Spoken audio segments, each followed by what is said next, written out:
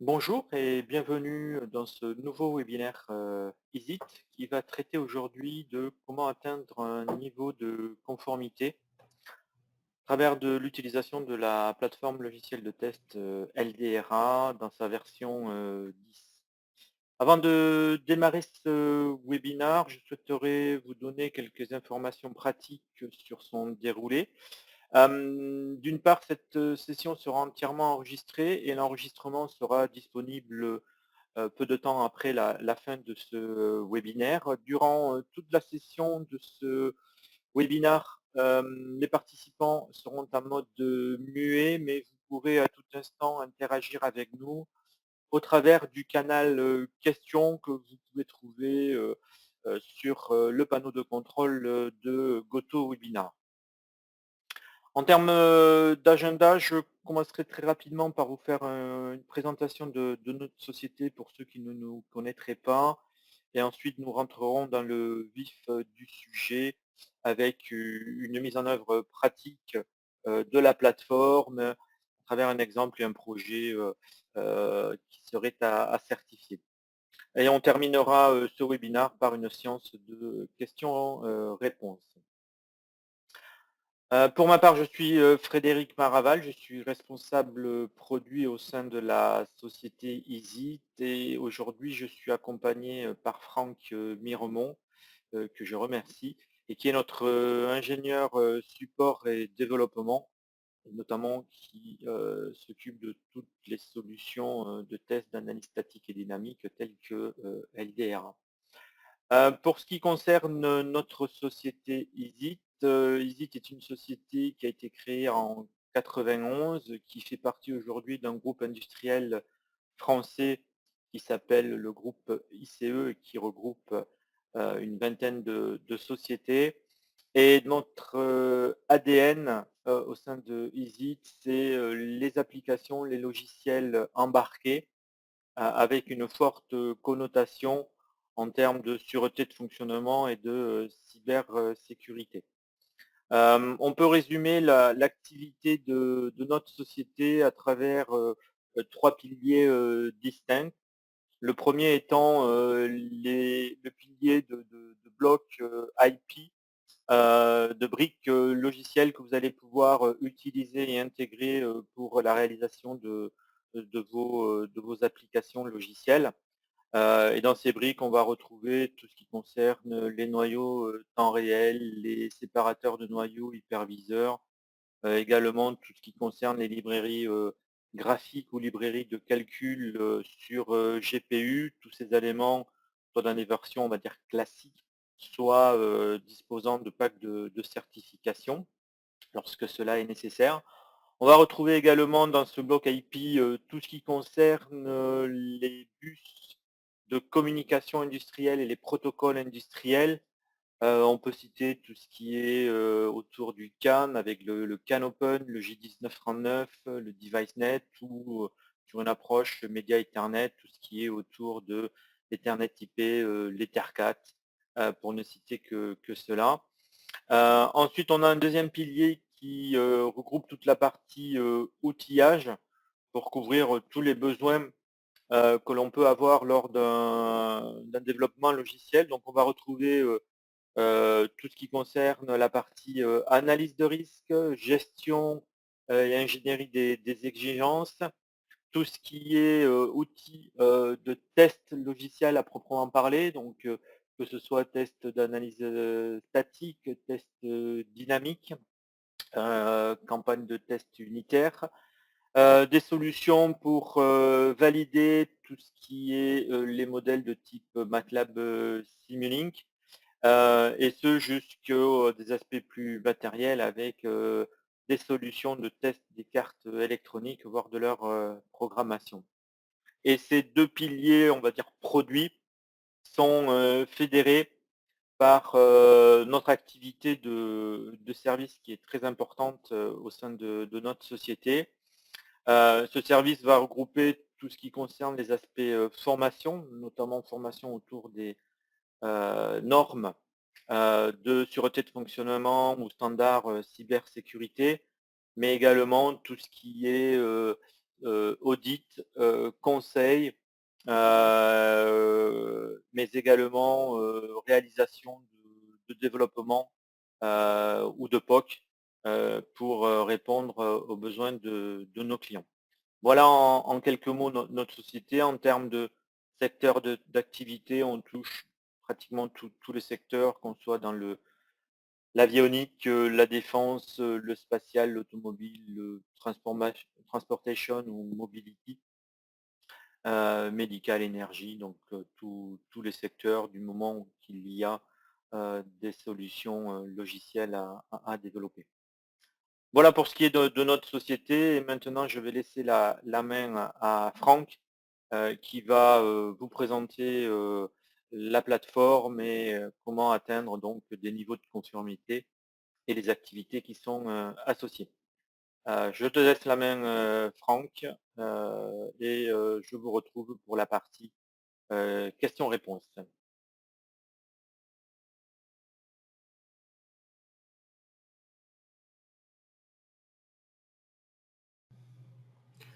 Bonjour à tous et merci Frédéric pour cette introduction. Quel que soit votre domaine d'activité, aéronautique, spatiale, défense, automobile, médical ou ferroviaire, le développement d'un logiciel est soumis à des activités incontournables demandées par leurs normes respectives. Aujourd'hui, nous allons voir certaines d'entre elles et comment les couvrir avec les outils LDRA. Nous aborderons les thèmes suivants: la traçabilité des exigences, ou comment s'assurer que chaque exigence est bien couverte jusqu'au code source, le suivi des objectifs, ou comment s'assurer que l'on a bien produit tous les documents demandés par les normes, la conformité aux règles de codage, ou comment s'assurer qu'un code est conforme aux règles de codage du projet, la qualité de code, ou comment s'assurer à l'aide de métriques que le code est clair, maintenable et testable, la couverture structurelle, ou comment s'assurer que l'on a exécuté chaque ligne de code lors de tests unitaires, de tests d'intégration ou de tests système, le data flow et control flow, ou comment visualiser les arbres d'appel d'une fonction, la structure du code d'une fonction et l'utilisation des données, le test sur cible, ou comment s'assurer que les tests sont toujours valides, exécutés sur une carte cible, la qualification des outils, ou comment s'assurer que les outils ont le comportement désiré dans le contexte du projet. Allons plus avant dans ces activités et voyons comment LDRA peut nous aider à les couvrir. La première activité dont nous allons parler est la traçabilité des exigences. Dans notre cas, cette activité consiste à s'assurer que chaque exigence est bien couverte par une ou plusieurs exigences filles et qu'elle couvre une ou plusieurs exigences mères, et cela jusqu'au code source, mais aussi de vérifier que celles-ci sont bien couvertes par l'exécution de tests associés. Cette activité est faite avec l'outil TB Manager. L'outil nous permet d'importer des exigences venant d'autres outils de gestion des exigences comme Doors ou Jama, mais aussi des outils d'ALM comme Polarion, et ou encore depuis des documents au format Word, Excel ou PDF. De la même façon, il est possible d'importer les informations concernant les tests couvrant les exigences. Si les tests en question sont effectués par des outils LDRA, nous avons la possibilité d'automatiser la vérification et s'assurer que chaque exigence a bien été vérifiée par le ou les tests associés. Il sera également possible de mettre en évidence les relations entre exigences et s'assurer de la couverture de celles-ci jusqu'au code source. La génération de matrices de traçabilité et les analyses d'impact sont également possibles. Regardons comment cela se passe dans l'outil. Tout d'abord, il est nécessaire de configurer les relations entre groupes d'exigences pour pouvoir établir les relations entre exigences et établir des matrices de traçabilité plus tard. Comme vous pouvez le voir, nous avons ici un schéma assez classique. Des exigences système couvertes par des exigences de haut niveau, elles-mêmes couvertes par des exigences de bas niveau. Nous avons également dans cette représentation des tests de haut niveau qui vont couvrir les exigences de haut niveau et des tests de bas niveau qui vont couvrir les exigences de bas niveau. La création d'un nouveau groupe se fait d'une façon très simple. Il suffit de faire dans notre représentation New Group et de lui donner un nom. Je l'appellerai test. Et ensuite, les relations de la même façon vont se faire d'une façon très simple. Je n'ai plus qu'à tracer la relation que j'imagine. Je peux aussi bien la supprimer et de la même façon supprimer le groupe en question. Une fois les groupes et les relations créés, il est nécessaire d'importer les exigences. Pour cela, dans le menu Import, nous trouverons différents connecteurs vers les outils comme Doors, Polarion ou Jama, mais également la possibilité d'importer depuis du format Word, Excel, PDF ou CSV. Importons un document Word. Je sélectionne mon document et basé sur des expressions régulières, dans mon document, je vais pouvoir retrouver le numéro de mon exigence, son nom. Sur une autre règle ici, je vais pouvoir retrouver le contenu de l'exigence. Et sur une autre règle, enfin, je vais pouvoir retrouver le lien vers l'exigence sommaire. Un rapide preview me permet de voir que les informations ont bien été remontées, le numéro de l'exigence, son nom, ainsi que son texte, ainsi que la référence de l'exigence sommaire. Une fois les tests et les exigences importés dans l'outil, nous allons pouvoir retrouver nos éléments chacun dans leur groupe respectif. Les exigences système dans le système level requirement, les exigences haut niveau dans le système level requirement et les exigences bas niveau dans le low level requirement. Nous allons également retrouver les tests, les level tests et les low level tests dans leurs groupes respectifs. Ça nous permet de les retrouver facilement dans chacun des groupes classés comme il faut. Nous allons aussi pouvoir regarder un petit peu la traçabilité, c'est une première façon de la voir. Nous allons pouvoir ici cliquer sur les requirements et nous allons pouvoir voir notre exigence système qui est couverte par nos exigences de haut niveau. Et si je clique sur une exigence de haut niveau, je vais pouvoir voir les exigences de bas niveau qui la couvrent, ainsi que le test qui la couvre à ce niveau-là. Nous allons avoir pour une exigence la possibilité de voir aussi quel est le test qui la couvre. Et dans notre cas ici, il a été exécuté, nous allons avoir le résultat de l'outil LDRA de couverture et d'exécution de ce test-là. Pour celle-ci qui n'a pas été exécutée, nous avons juste le fichier d'entrée d'LDRA qui permettrait de son exécution.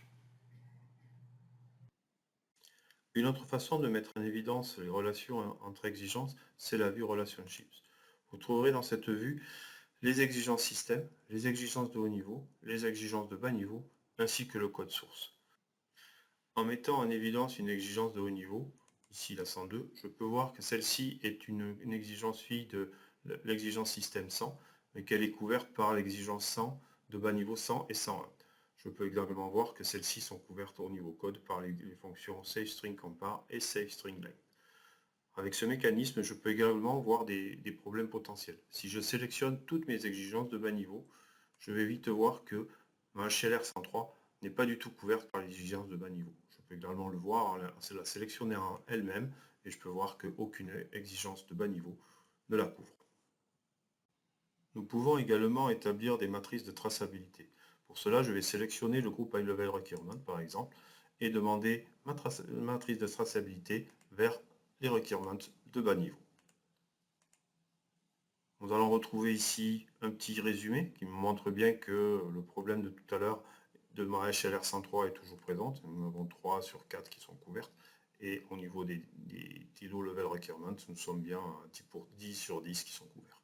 Nous allons retrouver le résumé des high level requirements avec tous les high level requirements qui sont couverts ou pas et par qui, ainsi que l'autre 103 qui n'est pas couvert. Et nous allons retrouver dans le même esprit les low level requirements et la traçabilité vers les HLR correspondants. Et nous allons retrouver le fameux tableau inconnu où nous retrouverons les low level requirements, les HLR et des croix pour montrer qui couvre qui. Une autre activité demandée par les normes, c'est le suivi des objectifs.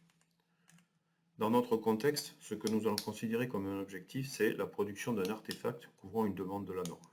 Chaque norme a des demandes spécifiques et le but du suivi de ces objectifs, c'est de s'assurer que tous les artefacts demandés ont bien été produits.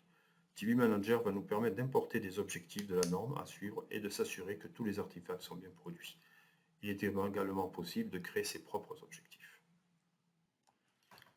Reprenons notre exemple de tout à l'heure. Je vais pouvoir importer les objectifs de différents standards, comme la DO78 ou l'IEC 26354 ou l'ISO 26262. Dans notre exemple, je prendrai l'ISO 26262. Vous pouvez voir ici déjà les différents articles de la norme et les attendus en input et en output préparés. Je vais maintenant les importer. Je vais retrouver ces éléments dans la partie import. Je vais également les trouver au niveau de la vue objectif. Si je regarde de plus près celui-ci, Enforcement of Low Complexity, je vais retrouver les entrées attendues. Ici, un lien vers un document qui serait un guideline pour les designs et le code. Je vais pouvoir le retrouver dans mes documents ici. Je vais le lier. Ici, un fichier de configuration de LDA pour tout ce qui est qualité, métrique de qualité. Et je vais retrouver ici les fichiers en sortie, qui sont les fichiers de rapport du Quality Review, que je vais retrouver à ce niveau-là, ainsi que mon code review report, qui sont des documents que nous reverrons tout à l'heure. J'ai rempli cet objectif-là, j'ai tous les éléments. Je peux maintenant très facilement lui dire que celui-ci est rempli. Je peux également créer mes propres objectifs. Très simplement, nouvel objectif, on l'appelait Visit ID, pour son ID, objectif Visit. On peut lui donner un descriptif et automatiquement celui-ci est rajouté dans notre liste d'objectifs. Je peux même créer un objectif fils. Je vais donner un objectif Visit 1 par exemple, et de la même manière. On va retrouver ici notre arborescence, objectif 1 qui dépend de l'article Visit, on va dire. Et ici, je vais pouvoir automatiquement aussi rajouter les différentes entrées et sorties que j'attends. Par exemple, ici, je pourrais très bien lui dire qu'en entrée, je vais l'appeler input 1, j'attends un document, et de la même façon, je peux très bien attendre un document en sortie.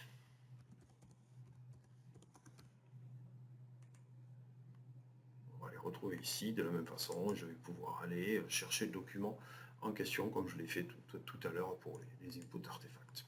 Donc très simplement, on peut retrouver ici, remplir de nouveaux objectifs. J'ai la possibilité aussi de voir toutes ces informations sous forme de matrice pour m'assurer que vraiment il ne manque rien. Donc ça, très simplement aussi, je vais Alt ou Matrix View, je vais basculer sur une vue sous forme de matrice et je vais voir tous mes objectifs. On va voir celui que j'ai rempli avec ces 4 artefacts qui est complètement rempli, et je vais voir tous les autres que j'ai encore à remplir qui ne sont pas remplis. Je peux avoir un état des lieux, et je vais ce tableau en plus il peut être exporté facilement en CSV et ouvert par Excel. Une autre activité demandée, c'est de vérifier la conformité aux règles de codage.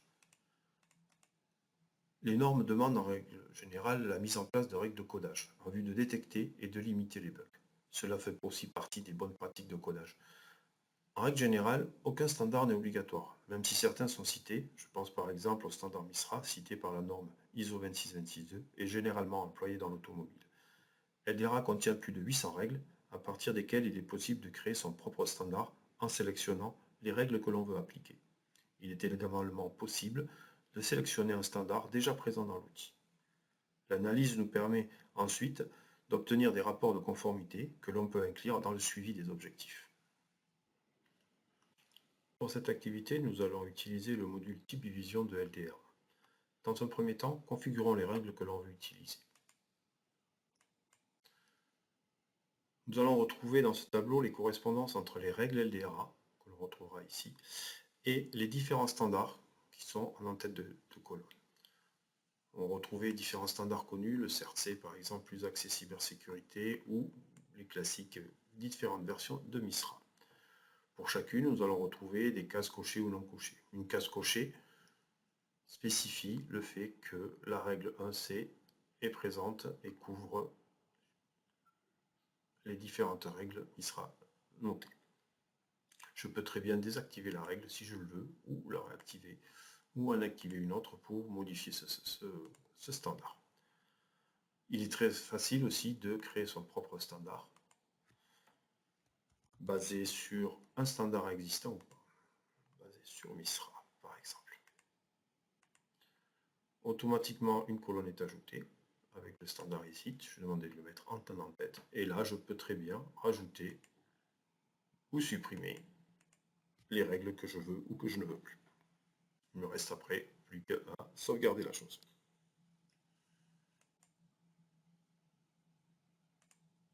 Une fois cette opération faite, il ne me reste plus que à sélectionner le standard que je veux utiliser. Donc ici, je vais retrouver toute la liste des standards présents dans l'outil. Nous allons rester sur le MISRA pour cette fois-ci. L'analyse du projet ayant été effectuée, je vais pouvoir afficher le rapport de revue de code. Nous allons pouvoir trouver nos fichiers, nos procédures et les différentes violations. Ici, une data flow anomalie, une règle 151D au niveau de LDRA, mais qui couvre les règles R22 au niveau du MISRA. Je vais pouvoir même aller dans le code pour vérifier, analyser et vérifier la véracité de cette erreur et potentiellement la corriger. Je vais également pouvoir créer un rapport qui va me permettre de voir que je suis fail. Effectivement, il y a encore des erreurs. Je vais descendre un petit peu, nous allons retrouver nos erreurs en rouge. Là, voici, nous avons nos dataflow anomalies qui ont été trouvées. Je vais pouvoir retrouver un peu plus bas également les résultats par procédure, voir quelles sont celles qui sont correctes au regard de la revue de code, celles qui ont encore des erreurs, et je vais pouvoir, en redescendant, pour chacune des procédures, retrouver le détail et la liste des erreurs de chacune des procédures. Je peux également changer très facilement de standard que j'utilise. Jusqu'à présent, nous étions sur du MISRA, édition 3, révision 1, mais je pourrais très bien passer sur du CERT-C, par exemple, et redemander une code review. Et je vais retrouver ici mon nouveau standard, CERT-C, et les différentes violations. Une autre activité demandée, c'est la gestion de la qualité du code. Celle-ci n'est pas toujours demandée par les normes, mais cela reste de la bonne pratique de programmation, de limiter certaines métriques afin de s'assurer de la compréhension, de la maintenabilité et de la testabilité du code. Un ensemble de métriques est proposé par l'outil, chacun étant configurable. On peut choisir de les activer ou non, on peut aussi établir des seuils hauts et bas pour chacun. Des rapports sont enfin générés, pouvant servir d'artefact pour le suivi des objectifs. Nous allons cette fois-ci aussi utiliser le module TibiVision. Mais cette fois-ci, nous allons afficher le Quality Review. Nous allons pouvoir retrouver au niveau fichier et au niveau procédure les trois grandes catégories, la clarté, la maintenabilité et la testabilité, dans lesquelles se trouveront différents métriques. Au niveau de la clarté, par exemple, nous avons la profondeur des boucles, qui rend facilement illisible le code, ou le ratio entre le nombre de lignes de commentaires et le nombre de lignes exécutables. Au niveau de la maintenabilité, nous allons retrouver, par exemple, la complexité cyclomatique. Et au niveau de la testabilité, nous allons retrouver des choses comme le nombre de boucles ou le nombre de points de sortie d'une fonction. Pour chacun de ces métriques, nous allons avoir la valeur qu'il prend dans notre code, ainsi que les valeurs basses et les valeurs hautes que l'on a mis dans notre configuration. Comme on peut le voir ici, on demande d'avoir une valeur entre 1 et 100, et on a une valeur de 0, d'où le fail. On va pouvoir aussi avoir un rapport, comme précédemment pour le code review, qui va nous permettre de voir les différents éléments au niveau fichier, au niveau projet, au niveau fichier. Et si je vais dans un fichier particulier, je vais l'avoir au niveau fichier et je vais l'avoir au niveau de chacune de ces procédures. Je vais pouvoir voir que beaucoup de métriques sont verts, mais par contre ici j'ai un manque au niveau des commentaires, au niveau des déclarations, au niveau du code, et je vais pouvoir voir ici que cette fonction a trop de fan-out, elle appelle trop de fonctions par rapport au seuil que je me suis donné, elle en appelle 8, et beaucoup trop par rapport à ce que je voulais. Donc ces rapports, encore une fois, peuvent servir de point d'entrée pour le suivi de nos objectifs. Nous allons aborder maintenant une nouvelle activité, la couverture structurelle. La couverture structurelle, c'est l'identification du code qui a été exécuté lors des tests, qu'ils soient unitaires, tests d'intégration ou tests système. Après une étude de risque de votre système, un niveau en matière de sécurité a été défini. Il peut avoir des noms différents suivant votre activité. On trouvera par exemple l'ASIL, l'Automotive Safety Integrity Level dans l'automobile, le DAL, le Design Assurance Level dans l'aéronautique, et plus généralement, on parlera de SEAL, le Safety Integrity Level. Suivant le niveau de mesure de ces sécurités, les demandes vont de la couverture de code, s'assurer que tout le code a été couvert, Couverture des branches, s'assurer que chaque branche conditionnelle a été couverte. De la couverture MCDC, s'assurer que toutes les valeurs des conditions ont été testées. Cette couverture est obtenue par instrumentation du code et exécution de celui-ci lors des phases de test, qu'il soit unitaire, système ou d'intégration. Suite à cela seront générés des rapports de test qui permettront de s'assurer du bon résultat des tests, mais aussi des rapports de couverture. Bien sûr, ces rapports peuvent encore une fois servir d'artefact pour le suivi des objectifs. Pour illustrer la couverture structurelle, je vais partir du module TibuRun et plus spécialement d'une séquence de test unitaire de la fonction SaveStringCompare. Celle-ci déjà changée dans l'outil. Actuellement, j'ai une série de 7 cas de tests qui me permettent de tester cette fonction. On va retrouver pour chacun des tests les différentes entrées et les sorties attendues à ce niveau-là. Et je vais pouvoir les exécuter. Pour l'instant, sans couverture. Je vais avoir 7 passes. Toutes mes tests ont bien été exécutés et les valeurs attendues sont bien celles que j'ai. On va pouvoir retrouver au niveau du rapport de régression l'exécution de tous mes tests. Chacun des tests, tout se passe. Et pour chacun des cas de test, case 1, qu'est-ce que j'attends en retour? J'attends false. J'ai actuellement la valeur false, je suis passe. Et quelles étaient, pour résumer, quelles étaient les valeurs en entrée que j'avais. Et cela, je l'ai pour chacun de nos cas de test.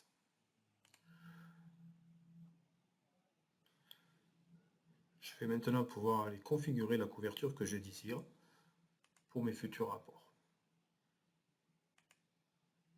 Ici est sélectionnée la couverture qui vient de l'automobile, la ZIL-D de la 2626.2 qui est la plus haute demandée, avec 100% de couverture de code, 100% de branche et 100% de MCDC. Je pourrais très bien choisir une custom et rentrer les valeurs que je désire, ou alors quelque chose déjà présent comme la ZIL-A qui est la plus faible demandée en automotive, qui demanderait 100% de couverture statement seulement. On va rester sur de la ZIL-D avec les trois informations de couverture de code, couverture de branche et MCDC. Je vais maintenant configurer l'outil pour qu'il génère de la couverture de code. Et pour les besoins de la démo, je vais suspendre quelques tests afin qu'ils ne soient pas exécutés. Il me suffit maintenant d'exécuter comme tout à l'heure les 4 tests. On va voir les résultats pass de chacun des 4 tests comme précédemment et nous allons avoir en plus les résultats de couverture. On va les retrouver ici.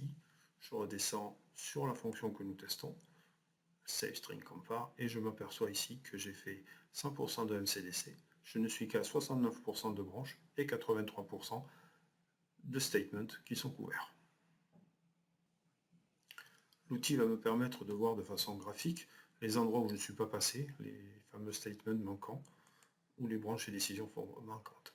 Je vais avoir une représentation du code sous forme de graphe et la possibilité de voir quels sont les codes sélectionnés et les chemins que je vais retrouver sur la partie gauche au niveau du source viewer et ceux qui ne sont pas couverts en rouge à ce niveau-là. Ceux qui sont jaunes sont des conditions.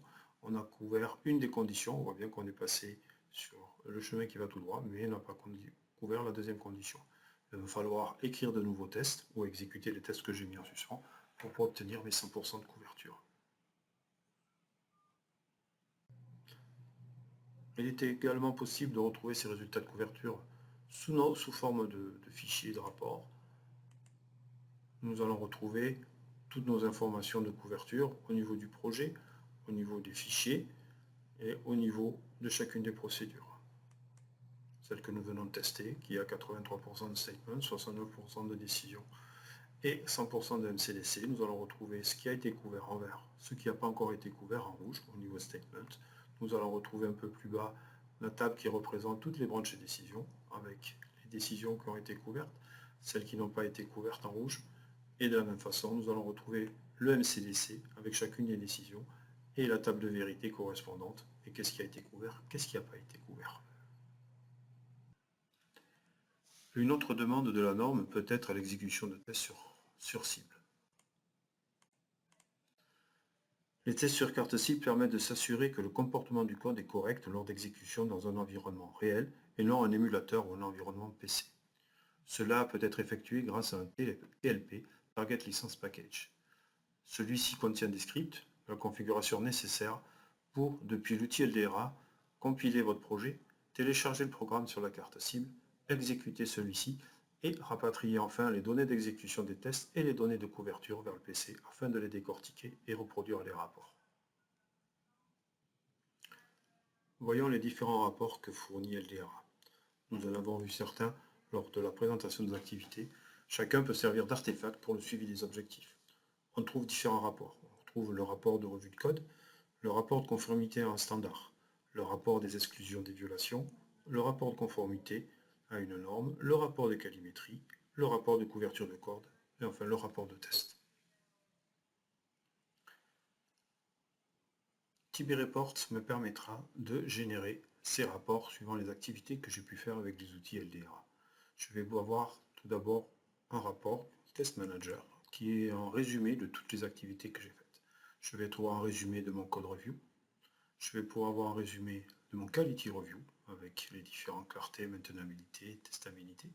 Je vais avoir un résumé de la couverture, le test vérification pour monter le niveau statement, branch et MCDC qui a été couvert. Et je vais avoir un résumé d'exécution de tous mes cas de test. Je vais avoir un rapport code review qu'on a vu précédemment avec en entrée les règles LDRA et le nombre de violations, avec la possibilité de filtrer par fichier. Si je suis sur SaveString, si je me mets sur le main, je suis en passe par exemple. Je vais avoir un rapport de compliance par rapport à un standard. Ici on est sur du MISRA.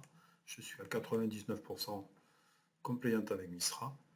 Je vais pouvoir de la même façon filtrer par fichier. Je suis à 100% sur le main. Je suis à 90% sur SaveString. Et si je descends, je vais pouvoir voir que je ne suis pas compliant par rapport à la règle R22 de MISRA. La différence avec mon code review de tout à l'heure, c'est que le point d'entrée ici sont les règles de mon standard. Nous allons aussi retrouver notre quality review avec les différents éléments, niveau fichier, niveau système et les différents métriques remontées. De la même façon, nous allons pouvoir filtrer par rapport aux informations que l'on veut et par rapport aux fichiers. On va avoir un rapport particulier, les HIS métriques, qui sont des métriques qui viennent du monde automobile. Je suis 96% en compliance avec ces métriques-là.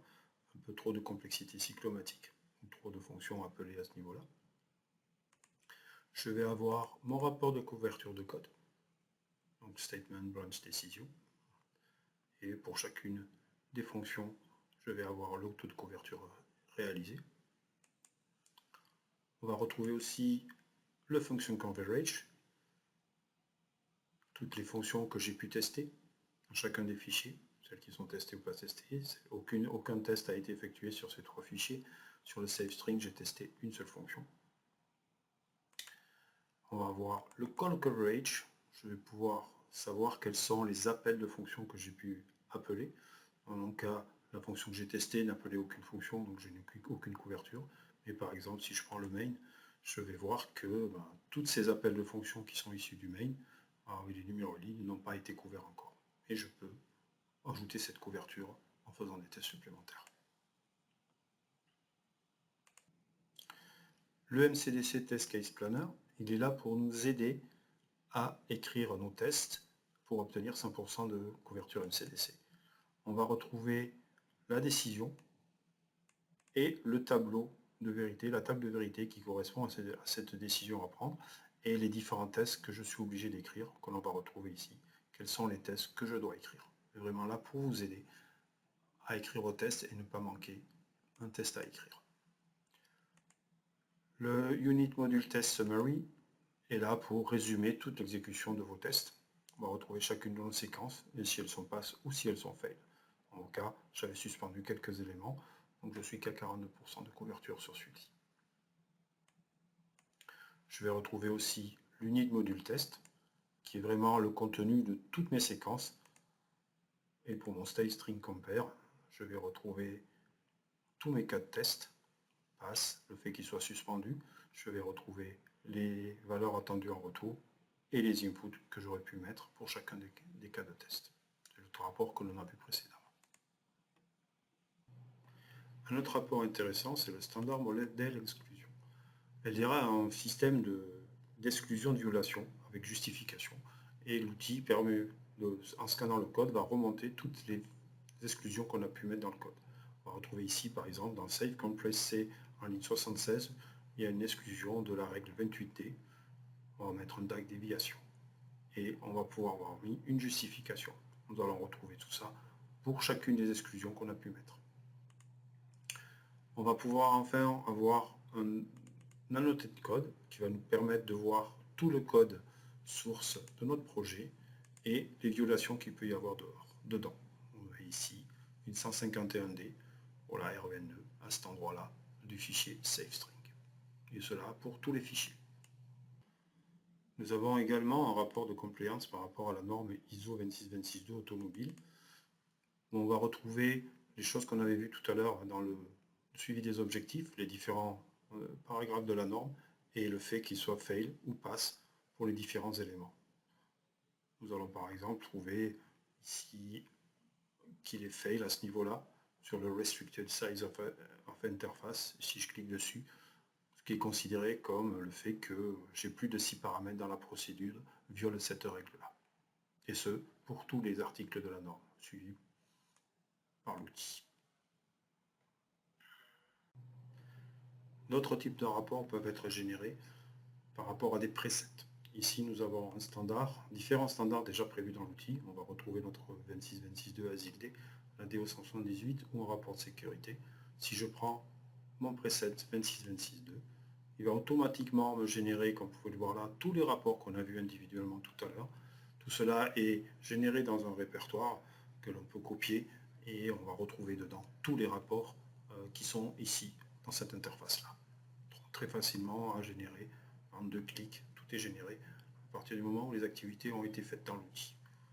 De la même façon, on va pouvoir retrouver des rapports par rapport à des standards, comme le MISRA, où on va avoir la compliance par rapport à MISRA, avec un point d'entrée les règles MISRA, comme on l'a vu précédemment, mais on va retrouver ici le standard model compliance, le code annoté, le guideline compliance summary et les exclusions qui auront écrit, tout est inscrit dans un même rapport et dans un même dossier. Parlons rapidement de la qualification des outils. Dans certains cas, la norme demande que l'outil soit qualifié. Des packs de qualification sont disponibles suivant les activités que vous voulez qualifier, les règles de codage, la couverture de code ou les tests unitaires. Ceci inclut des jeux de données afin de s'assurer que les différentes activités sont correctement exécutées dans l'environnement de votre projet. Un petit complément d'information sur un module bientôt disponible dans l'outil LDRA TBWCET. Ce module de LDRA permettra d'effectuer des mesures sur le, en français, pire cas de temps d'exécution. Il supporte les objectifs WCET définis dans les standards visant les développements multicœurs comme le CAS32A et l'AMC 2593, ainsi que la norme automobile ISO 26262. Ce module est basé sur le moteur d'exécution des tests unitaires de TibyRun. Il comporte une instrumentalisation adaptée pour limiter les impacts sur les analyses de timing. Les résultats sont affichés de façon graphique pour une analyse rapide. Cette exécution peut être faite sur Target via les TLP dont nous avons parlé précédemment.